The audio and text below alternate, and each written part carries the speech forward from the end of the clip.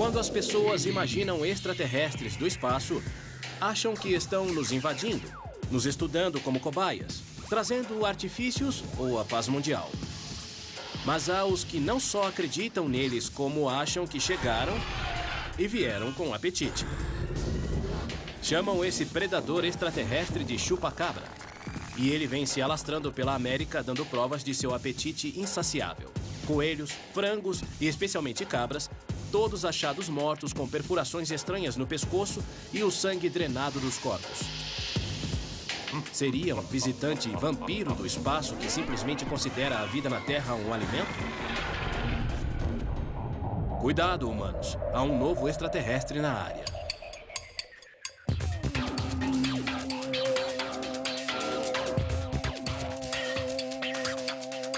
Histórias de OVNIs.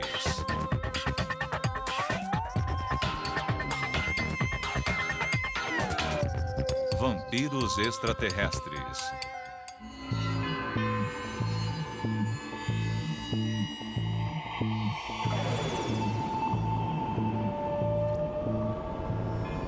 Miami, na Flórida.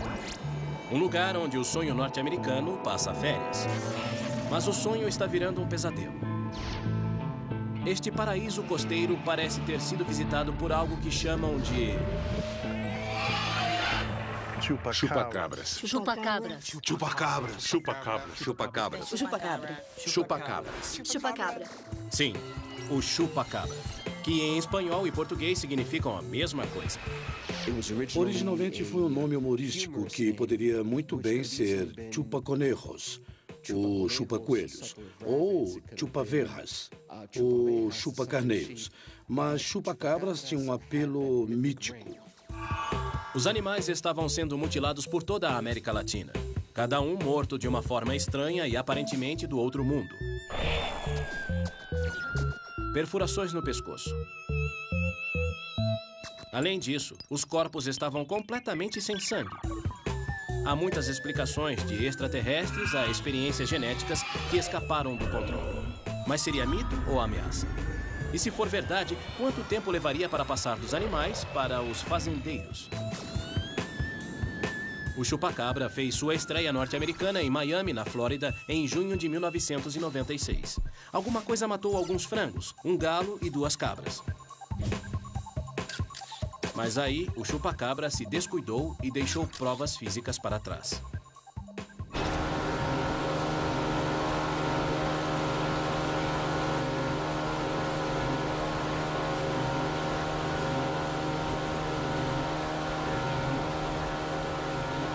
O homem que coletou essas provas em Miami é o Dr. Virgílio Sanches, um advogado experiente e também um dedicado investigador de OVNIs. Mas levou muito tempo para se convencer de que havia alguma verdade nas histórias sobre o chupacabra.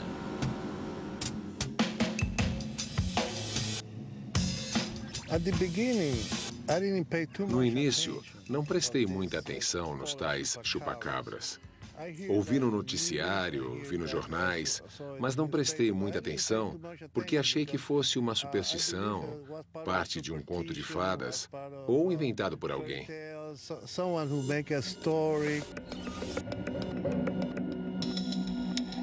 Sua opinião mudou quando recebeu uma ligação de um amigo que investigava outro ataque do chupacabra. Pediram a ele que fizesse moldes dos rastros achados no solo. Embora cético, o Dr. Sanches não pôde recusar e foi investigar. Ao chegar no local, encontrou 27 frangos e 2 cabras. Todos com perfurações no pescoço.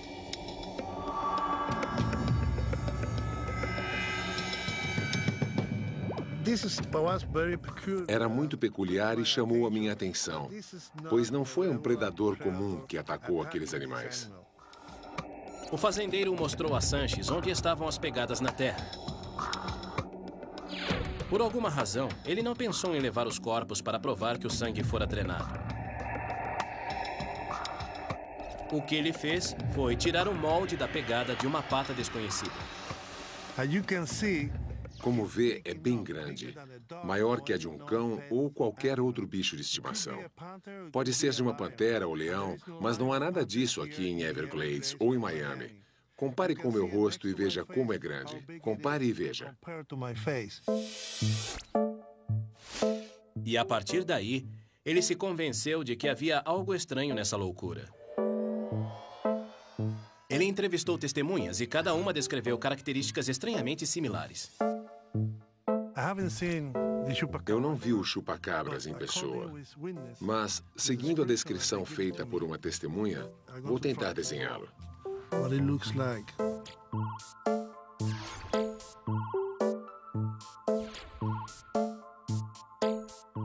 É mais ou menos isso.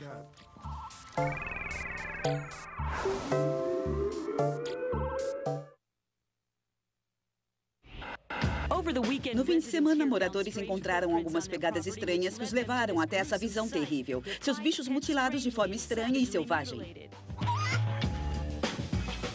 Chama-se o chupa-cabra. Ele suga o sangue das cabras e de qualquer outro bicho onde possa enterrar suas presas extraterrestres. Quando alguns animais foram achados mortos com perfurações no pescoço, o caçador de OVNIs, Dr. Virgílio Sanches, insistiu que isso fora causado por um animal desconhecido à ciência. Um animal que pode ser de outro mundo. No momento, não faço ideia de que animal seja esse. Sei que é um animal físico, mas não gosto de especular. Contudo, baseado nas provas físicas, nos relatos de testemunhas oculares e no acúmulo de informações durante esses anos, posso garantir que estamos lidando com um animal físico. Dr. Sanches estava virando notícia com sua pesquisa sobre o chupa-cabra, mas ele não era o único que buscava a atenção da mídia. Ron McGill também estava de olho nos ataques de Miami.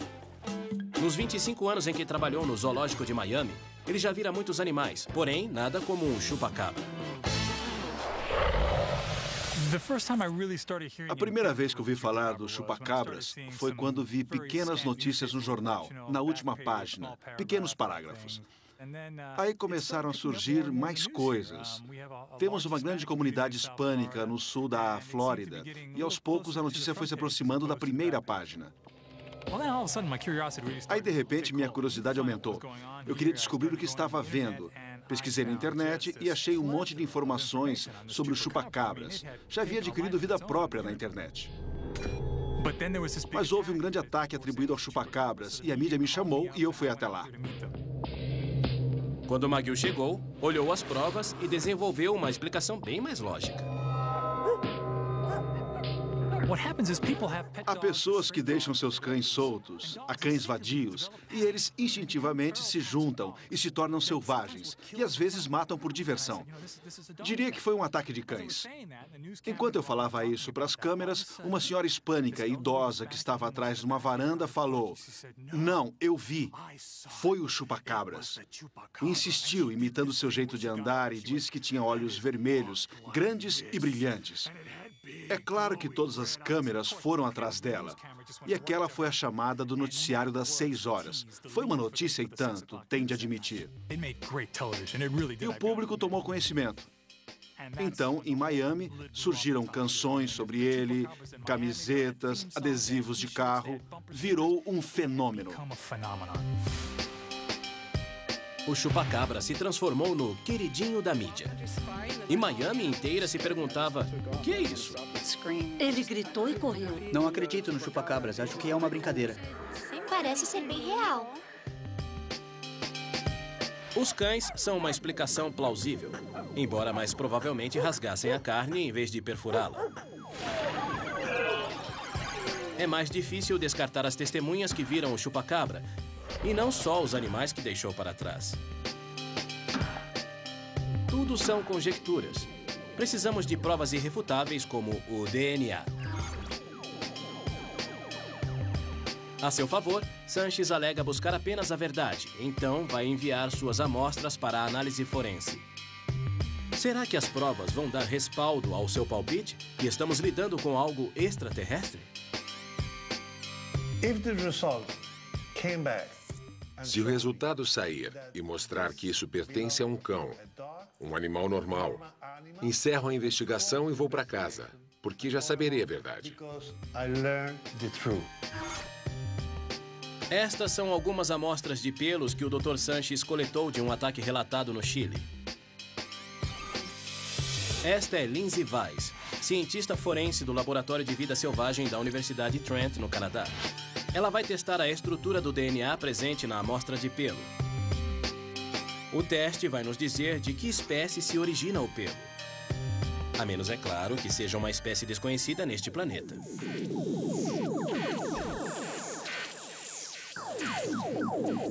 Mas, em primeiro lugar, como essa história se expandiu tanto? Para entender isso, precisamos voltar onde tudo começou. A ilha de Porto Rico. No verão de 1995, a notícia mais importante de lá era o tempo. Estava seco demais para a temporada dos furacões e todo mundo na ilha olhava para o céu esperando ver alguma chuva.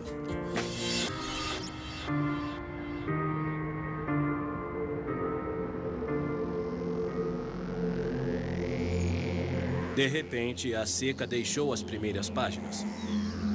Os porto-riquenhos pararam de olhar para o céu e começaram a observar nervosamente a floresta.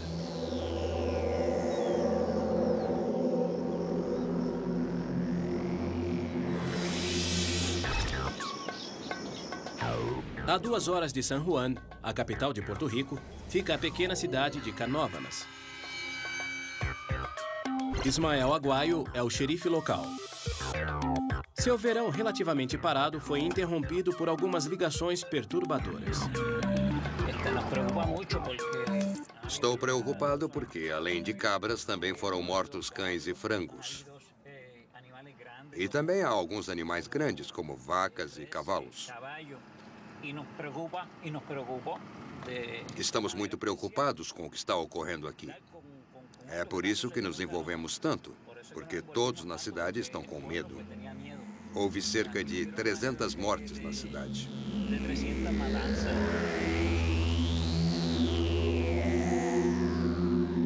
Ele recebeu um grande número de relatos vindos de toda a cidade sobre animais domésticos que morriam misteriosamente durante a noite.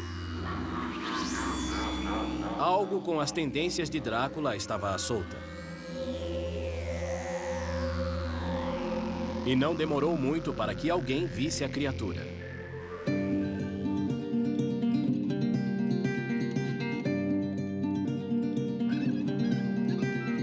Madeleine Tolentino e sua mãe foram as primeiras testemunhas de uma criatura bizarra que deu início a uma onda de pânico em Porto Rico.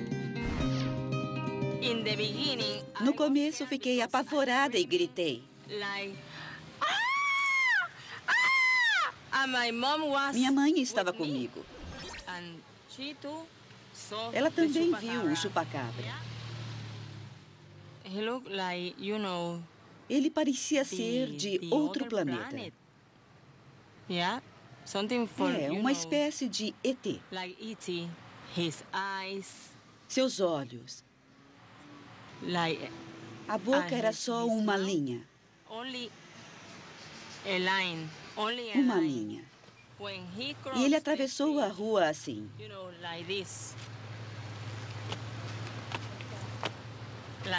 Assim, como um canguru. Mas acho que é inteligente. Madeleine descreveu uma criatura com olhos extraterrestres, grandes e vermelhos, escamas nas costas, um cheiro forte, pernas como as de um canguru e a habilidade de saltar quase 2,5 metros. Estou esperando por ele. Se eu tornar a vê-lo, quero tocá-lo. Talvez ele fale comigo. Eu estou à espera dele. Estou mesmo.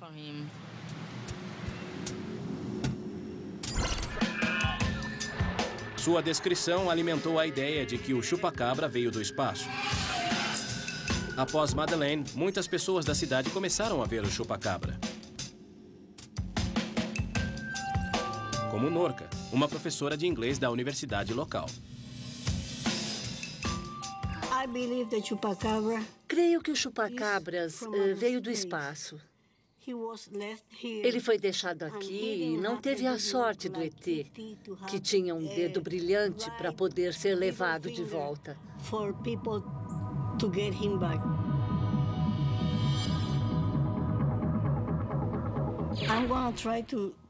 Vou tentar desenhar a aparência dele. Ele tem cerca de 1,20 m, 1,5 m de altura.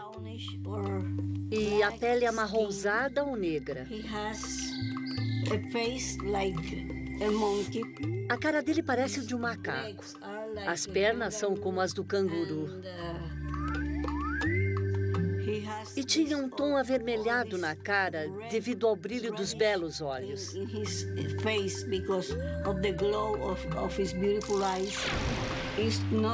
Ele não é um mito, nem fantasia.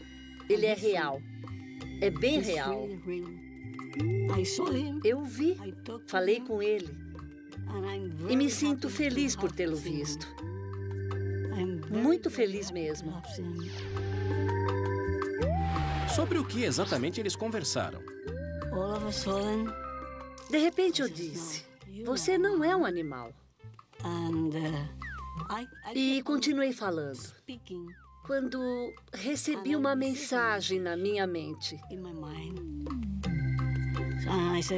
Eu disse que não lhe faria nenhum mal e que só queria falar com ele.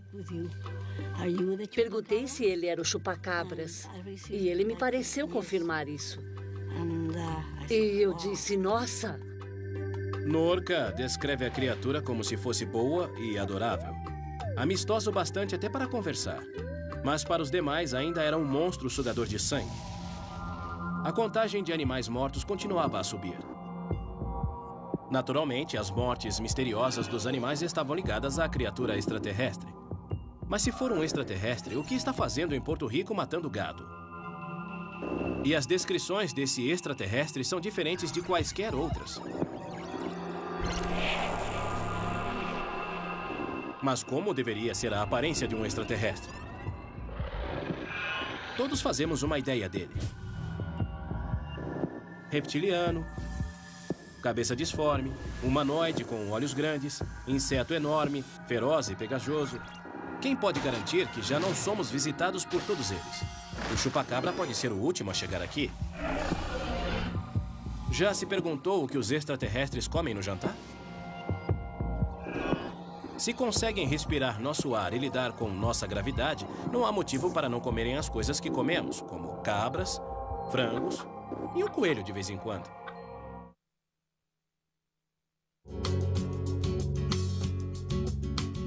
O radiotelescópio de Arecibo, a maior antena de rádio do mundo, está localizado bem no coração de Porto Rico.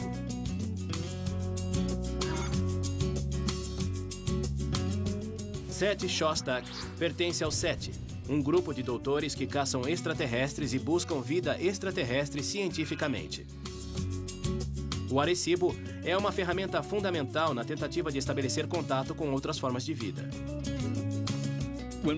Quando pesquisávamos em Porto Rico, às vezes conversávamos com alguns moradores e 10, 20 anos atrás eles consideravam o telescópio com uma certa suspeita. Achavam que as intenções eram militares e estavam preocupados que pudesse estar bisbilhotando suas vidas. Era usado para pesquisar vida extraterrestre. Mas por que este radiotelescópio está em Porto Rico? Quando foi construído, ele foi projetado para estudar os planetas. Para se conseguir ver os planetas com um telescópio que tem certas delimitações, é preciso estar perto do Equador. Quem construiu esse instrumento queria posicioná-lo o mais perto possível do Equador, mas também queria um lugar politicamente estável e Porto Rico veio a calhar. Parece lógico. E ele tem uma explicação bem lógica para o fato de o chupacabra não poder estar mutilando os animais de Porto Rico. Às vezes, o observatório recebia uma ligação de alguém se queixando dos chupacabras e querendo saber sobre ele, sobre o extraterrestre comedor de cabras. Agora, vejamos por que ele comeria cabras. É estranho, não? Provavelmente não as acharia muito gostosas. A ideia de alguém viajar centenas de anos-luz para comer cabras Me parece bem estranha. Mas e se eles não foram atraídos pelas cabras? Há muito tempo se sabe que Porto Rico é uma área de OVNIs. Se esse telescópio está enviando ondas de rádio ao espaço atrás de sinais de vida extraterrestre, será que esses mesmos extraterrestres não estariam rastreando nossas ondas até o local de origem? Será por esse motivo que Porto Rico tem um número tão grande de aparições de OVNIs? Seria esta a primeira escala do chupacabra no planeta Terra? Ou há outra explicação? Há muitas aparições perto de aeroportos, principalmente aeroportos militares, onde há bases aéreas. Há dois jeitos de se considerar isso. Um é concordar que os extraterrestres estão nos visitando e têm interesse em nossos militares.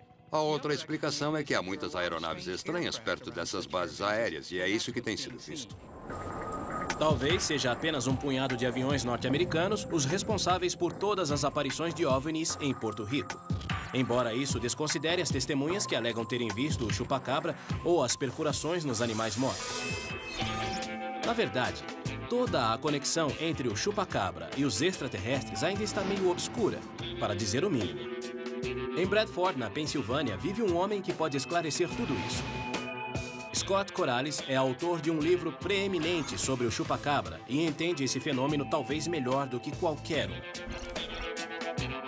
Eu vivia no México nos anos 70, quando começaram as manifestações sobre OVNIs em Orocovis, uma das municipalidades da região central de Porto Rico.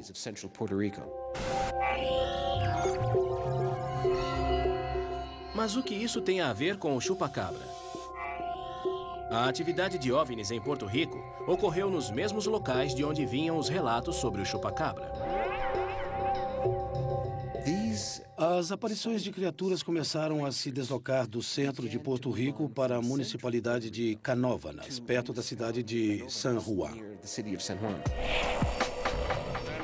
Além de as pessoas descreverem El Chupacabra como um ser extraterrestre, foi a sincronia de sua aparição que ajudou a classificá-lo como uma criatura de outro mundo.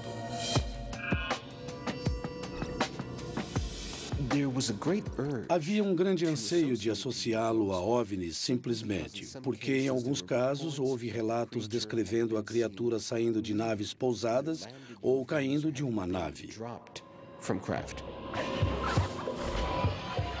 Se ele realmente se separou de sua nave-mãe, com certeza iria se deslocar ao atingir o solo. Numa velocidade chocante, as aparições do chupacabra saltam de Porto Rico, do outro lado do Golfo do México, para a América Central, do Sul e do Norte. O chupacabra agora havia se tornado um fenômeno latino-americano.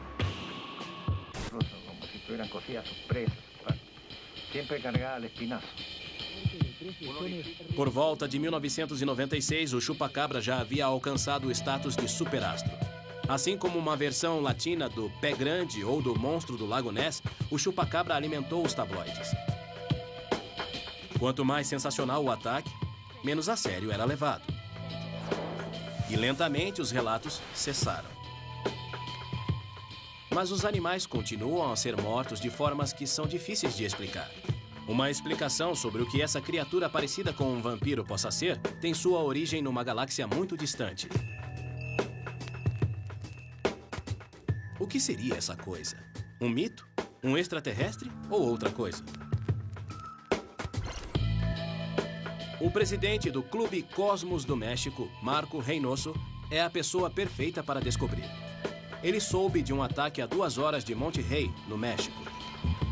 Dizem que uma cabra foi morta de uma forma muito estranha e ele quer encontrar o fazendeiro para saber da história.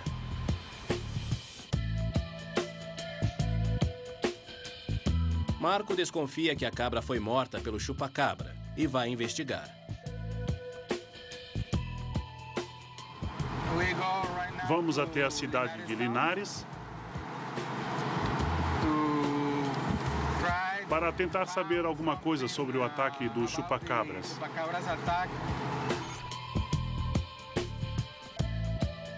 Marco começou a se interessar por coisas paranormais em 1986, quando viu algo muito estranho na cozinha de seu pai. Eu tive um contato imediato de 3º grau, cara a cara, na casa dos meus pais. Vi algo que parecia um gárgula. Não é algo que se vê todos os dias. Não é de surpreender que tenha se tornado um obstinado pesquisador de coisas paranormais.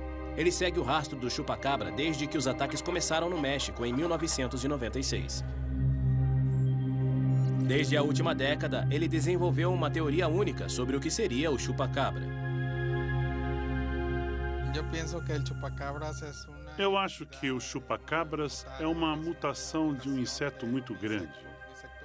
O motivo da minha alegação se baseia na forma como ele ataca, que se parece com o modo como uma aranha mata sua presa.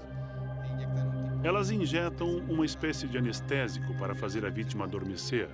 Então liberam um ácido que dissolve os órgãos para que possam ser sugados com o sangue. Esse animal come como um mosquito. Não tem um sistema digestivo adequado.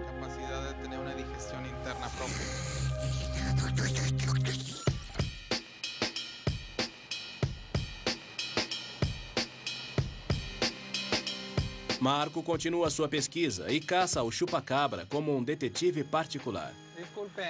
Procuro a Rua Maestro. Por favor, onde fica? É a segunda à esquerda. Certo, obrigado. Ele conseguiu encontrar o fazendeiro que relatou o ataque do chupacabra. Mas está um pouco atrasado. O ataque ocorreu há mais de um ano.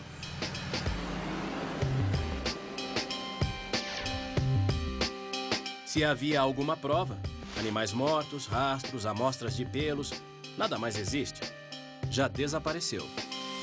Mais uma vez, a investigação de Marco o leva mais a becos sem saída do que a animais mortos. Esse foi apenas mais um dia na vida de um investigador de chupacabra. Mas agora temos 3 explicações possíveis sobre a natureza do chupacabra. É um ser do espaço, um cão ou um mosquito mutante gigante. Um inseto gigante pode ser uma forma engenhosa de explicar as perfurações e a falta de sangue, mas ainda não explica como a criatura conseguiu saltar de Porto Rico para a metade da América Latina em questão de um ano.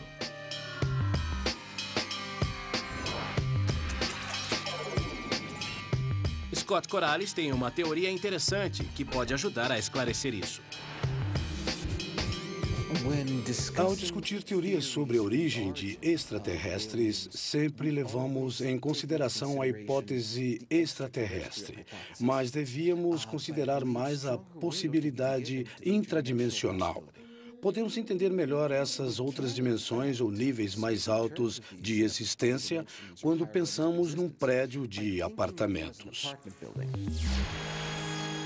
A teoria se baseia na ideia de que há uma série de universos ou dimensões paralelas. Segundo essa teoria, os humanos são apenas inquilinos que ocupam um andar de um prédio. Digamos que seja o segundo andar. Esta é a nossa realidade. Nos demais andares, vivem inquilinos bem diferentes. Talvez os pés grandes estejam no terceiro andar. E acima deles, fiquem os chupacabras. Todos nós vivemos no mesmo prédio, mas em andares diferentes. Podemos entrar em contato com esses outros inquilinos do nosso prédio intradimensional sempre que os encontramos nas áreas comuns. Essas áreas comuns funcionam como portais entre dimensões em locais como o saguão, a escadaria e o elevador. Locais que todos os inquilinos do prédio usam. Todas as lendas humanas parecem citar locais que são amaldiçoados ou assombrados, variando de cultura a cultura, de país a país. Mas o fato é que existem lugares onde se pode fazer contato com esses habitantes de outras realidades. Talvez esse fato não fosse procedente. Porém, Corrales acredita que uma dessas áreas comuns é a floresta El Yunque, em Porto Rico. Com mais de 11.300 hectares, há bastante espaço para um chupacabra se esconder.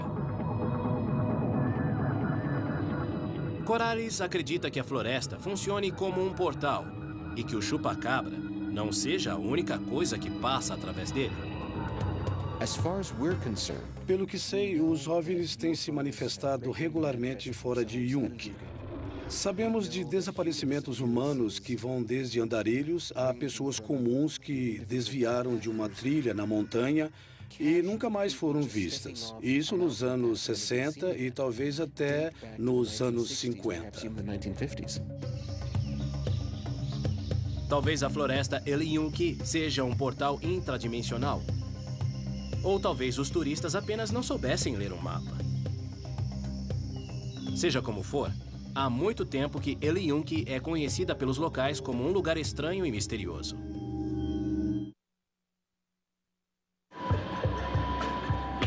Talvez oculta sob toda essa névoa paranormal, haja ainda outra explicação para o chupacabra. E todos os sinais levam diretamente ao Tio Sam.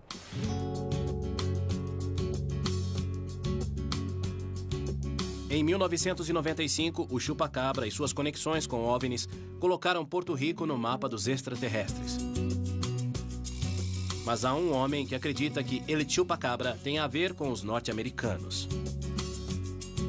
Orlando Pla é um pesquisador de OVNIs e paranormalidade que vive há muito tempo em Porto Rico. Para ele, todas as coisas estranhas e bizarras nesta ilha apontam para os militares norte-americanos. Quando vou investigar um fenômeno ligado ao chupacabras, primeiro aponto meu dedo para baixo e procuro conexões militares e operações secretas, antes de apontar o dedo para cima e dizer que veio lá do espaço. Para entender onde Orlando quer chegar, é preciso um curso rápido sobre a história porto-riquenha. Na Guerra Hispano-Americana de 1898, Porto Rico foi anexado pelos Estados Unidos, mas em 1952 obteve certa independência. Mas não o bastante para impedir o Pentágono de transformá-lo num pedaço dos Estados Unidos. No auge dessa situação, os militares norte-americanos tinham no mínimo 25 instalações por toda a ilha.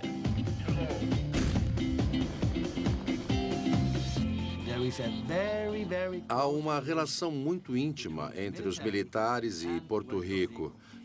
Mesmo quando você vai a Eliunki, não consegue desfrutar de sua plenitude, de tudo que ela tem a oferecer, porque 75% da floresta é controlado pelos militares.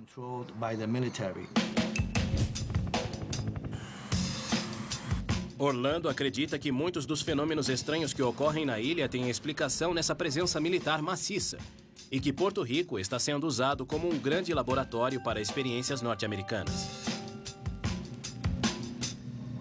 Por lei, a CIA não pode conduzir operações dentro dos Estados Unidos. Mas Porto Rico ainda é considerado um território internacional. E segundo Orlando, a CIA fazia algumas coisas bem sinistras. Eles podem fazer o que quiser na ilha. Nos anos 50, sem tomar nenhuma precaução, sem dizer a ninguém, eles começaram a experimentar contraceptivos nas mulheres porto-riquenhas.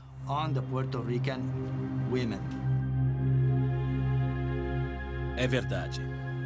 As mulheres porto-riquenhas receberam pílulas para controle de natalidade que ainda eram bem experimentais e, basicamente, elas foram usadas como cobaias. Mas isso não é tudo. Nos anos 60, Eliunki sofreu experiências com o famoso agente laranja. Isso também é verdade. As florestas de Porto Rico eram bem similares às do Vietnã e os militares norte-americanos queriam ver se seu agente desflorestador funcionaria. Mas é aí que a coisa fica realmente interessante. Na Segunda Guerra Mundial, a CIA criou um ser mítico que comeria uma pessoa viva e sugaria seu sangue para que os soldados japoneses não lutassem na selva. E também há alguma verdade nisto aqui. Quando as tropas norte-americanas estavam lutando nas Filipinas, ouviram a lenda do chamado vampiro S1. Os militares norte-americanos exploraram o mito do vampiro, drenando o sangue de soldados mortos e deixando seus corpos à amostra para impor medo ao inimigo.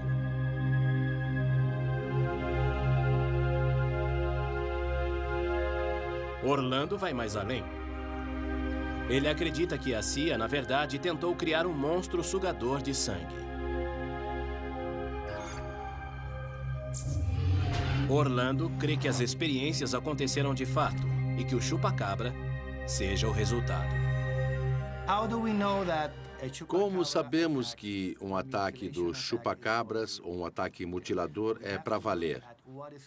É preciso observar o que ocorre ao redor da cena de mutilação, quando você começa a ver pessoas do governo por perto, quando vê a Defesa Civil, as equipes da SWAT, quando vê militares, quando vê grupos de busca, sabe que o ataque é para valer, que algo muito estranho está acontecendo.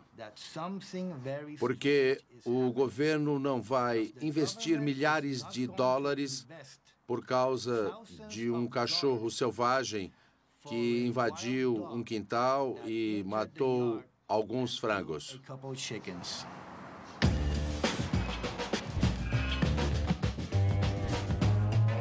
A ideia de que o chupa-cabra é um experimento da CIA que fugiu ao controle parece um pouco improvável. O problema é que ele não é o único que diz isso.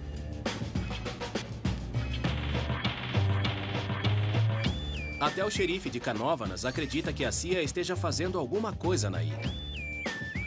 Pero me incliné más a que era um experimento. Chupacabra é um experimento. Estou mais inclinado a crer que seja uma experiência. O chupa-cabra é uma experiência feita com algum animal que fugiu ao controle.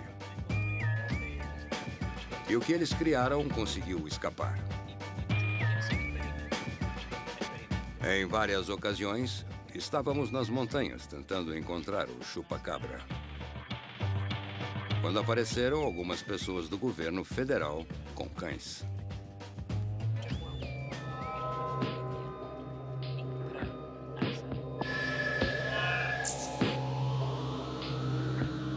Talvez seja um pouco suspeito o fato de um xerife não ter permissão para fazer exercícios de treinamento no maior parque nacional do seu próprio país. Então agora temos 5 explicações possíveis para o chupa-cabra. Primeira é um extraterrestre. Segunda é um cão. Terceira é um inseto gigantesco. Quarta é um vizinho nada amistoso do nosso prédio intradimensional. Quinta é uma experiência que fugiu ao controle da CIA. Mas não há nenhuma prova. Apenas teorias.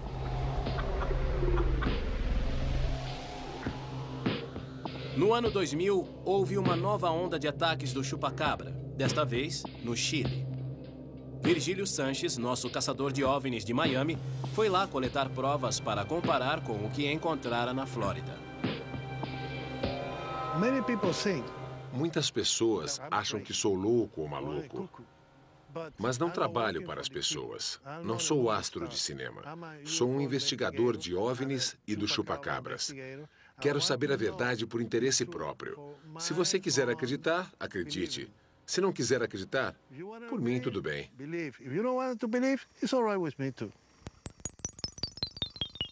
Precisamos de uma investigação científica, mas para isso é preciso uma prova física.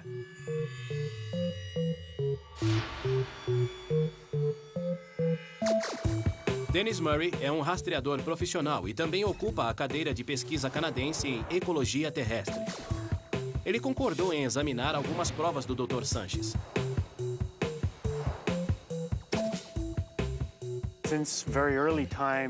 Desde os primórdios dos tempos, os humanos foram cativados pela ideia de criaturas míticas. Porém, pelas minhas avaliações, esse molde é característico de um cão ou de um animal da família dos cães, a família canina.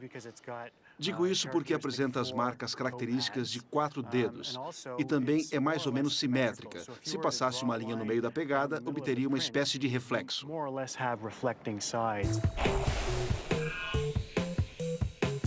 Também demos a ele uma série de fotografias de outros moldes coletados por Sanches. Murray insiste que todas elas são de um cachorro.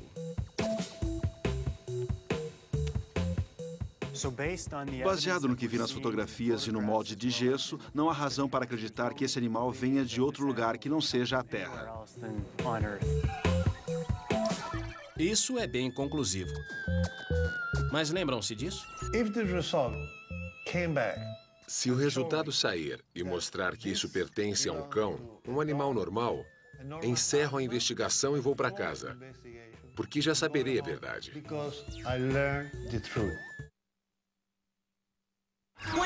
25 frangos e 2 cabras foram mortos de um modo estranho. Havia incisões e marcas de mordidas no pescoço. Em Miami, na Flórida, o chupacabra é notório. A grande comunidade hispânica da cidade acompanhou a série de mortes do chupacabra de Porto Rico até o Chile e México. E agora chegou ao seu próprio quintal.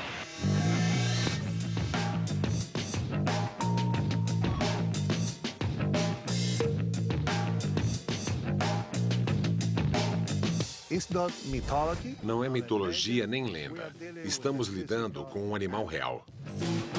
Alguns acharam que tinha uma origem mais sinistra.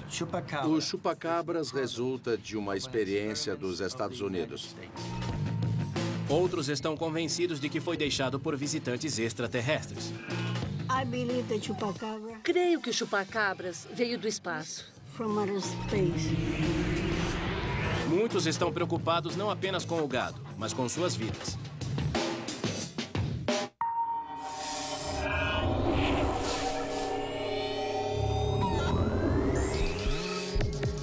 O Dr. Sanches vem reunindo provas sobre o chupacabra durante os últimos 20 anos, inclusive amostras de pelos.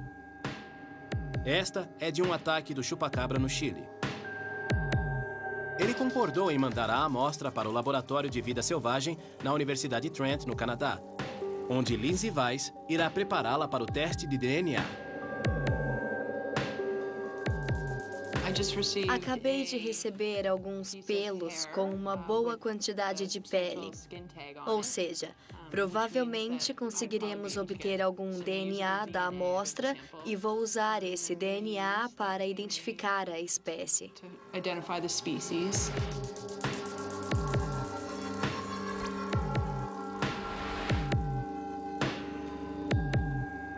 Primeiro, ela tem de extrair o DNA e depois ampliá-lo e visualizá-lo. Depois vem a sequenciação, a parte mais importante. A sequência da amostra será comparada com as sequências de DNA de todos os animais conhecidos.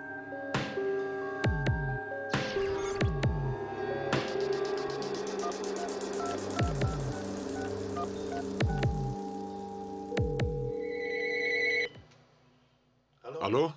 Alô, Dr. Sanches? Sim. Dr. Sanches, aqui é Lindsay ligando do Laboratório Forense de Vida Selvagem. Como vai? Bem, obrigado. Ótimo, tenho os resultados das amostras que enviou. Ótimo. Os resultados revelaram que os pelos pertencem a um cão doméstico. Tudo bem. Era o que esperava? É. Certo. Até logo. Até logo.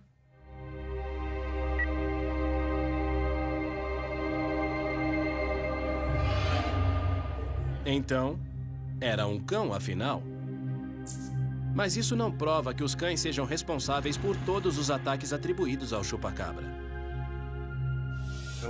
Vou continuar a enviar essas amostras a outros laboratórios para descobrir a verdade.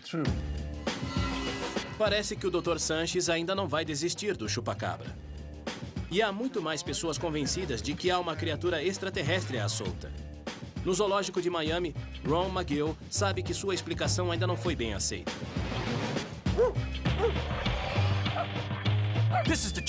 Esse é o chupacabras, o animal com olhos vermelhos grandes e brilhantes. Porque é apaixonante, uma grande história e vai continuar a ser por muitas gerações. Creio que meus netos e bisnetos ainda vão falar sobre o chupacabras. Falarão sobre ele e tomara que não olhem para mim como se fosse o grande ingênuo da história. Mas ainda há relatos de animais estranhamente mutilados. Os ataques de cães poderiam explicar por que eles foram mortos, mas não comidos. Talvez até as perfurações no pescoço. Mas ninguém ainda explicou direito por que os animais foram encontrados sem nenhum sangue. As testemunhas continuam a crer e as carcaças continuam a se amontoar. O planeta Terra é um lugar muito grande. Seria arrogante acreditar que os humanos já viram tudo o que há nele. É bem possível que haja espécies ainda não descobertas aqui, vivendo entre nós. E quem sabe, com certeza, de onde elas vieram. Versão brasileira, DPN Santos.